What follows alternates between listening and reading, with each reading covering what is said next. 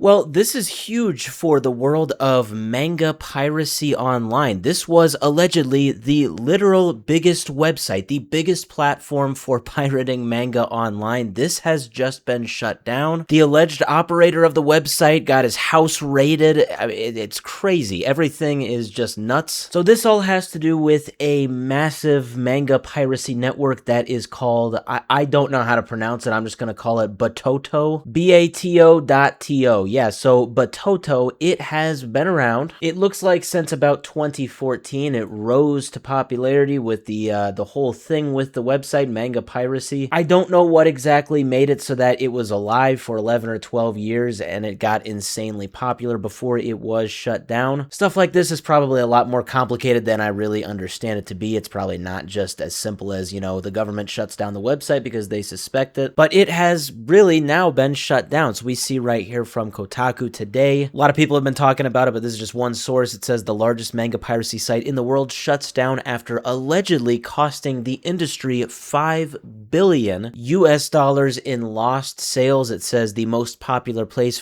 for stealing One Piece and My Hero Academia gets nuked. Yeah, so just the base details here. It says the largest manga piracy site in the world, Batoto, and approximately 60 related sites have been shut down following a joint operation between the Shanghai Public Security Bureau of China and Japan's Ministry of Economy, Trade, and Industry. So this was definitely a joint international operation. It was huge. It was massive. Yeah, basically the way this worked is that Japan, they obviously were wanting to charge this person because manga, a lot of that obviously is coming from Japan. It's a lot of Japanese content. And when you get allegedly $5 billion worth of stolen goods from Japan, yeah, they're going to take that pretty seriously. So that was the Japan side of things, but the reason that China had to go into it is because they were actually the place that this person was allegedly residing and operating out of. So Japan and China kind of had to work together here. China had to make the arrest under Chinese law, but Japan is actually doing the charging here. Now, when we look at another source right here from a few days ago, like right when this came out, January 29th, this was Friday. This is a part of a huge Japanese national public broadcaster called NHK. So they are saying, if you look at that second paragraph there, that a lot of this was organized from something called CODA, C-O-D-A, which stands for Content Overseas Distribution Association. This is not actually a division of the Japanese government, but this is actually a private Japanese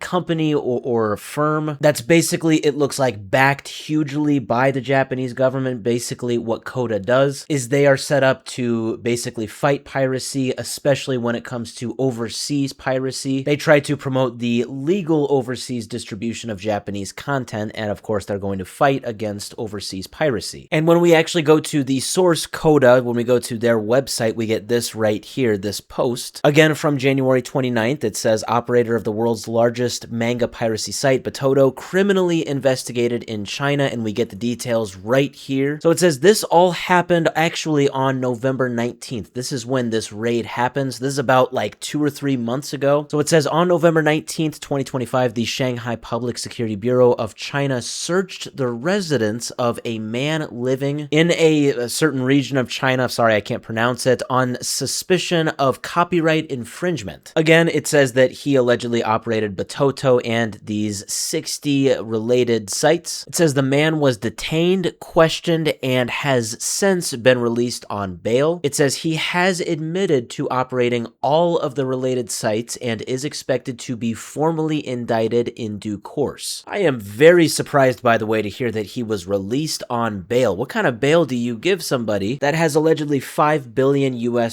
worth of damages? I don't know, but maybe I'm assuming he was brought to Japan and seen in court maybe for an initial appearance. But yeah, he's out on bond. Now it says in that second paragraph that authorities have already acquired his personal computers and continue to investigate server data, the operational structure of the sites, and information regarding individuals involved in their operation. Yeah, it sounds like this is a huge operation, like spanning multiple countries. It says CODA has also confirmed that individuals involved in operating these sites, as well as in posting and translating content through related social media channels, are located in multiple countries worldwide. CODA will therefore continue its investigations through international cooperation. Now it says, although the group of sites continued limited limited operation temporarily after the suspect's detention for evidence preservation purposes. Related parties later announced the shutdown of the services on social media, and by January 19th, which is about 2 weeks ago, the closure of all 60 sites has now been confirmed. So yes, this is a huge operation that was carried out internationally, two huge governments working together. It looks like as of right now, just one individual has been arrested and charged, and he is now out on bail, and it looks like he was the biggest one. He was probably, it sounds like, allegedly the operator of these sites, but it sounds like there are other individuals that might be looked into, so more arrests might be in the future. And as a side note, just as a disclaimer, I do not condone any piracy. I do not support any piracy. Please do not pirate. And as for this individual who was allegedly running this website and these websites, it looks like he is going to have a very big court date sometime in the near future.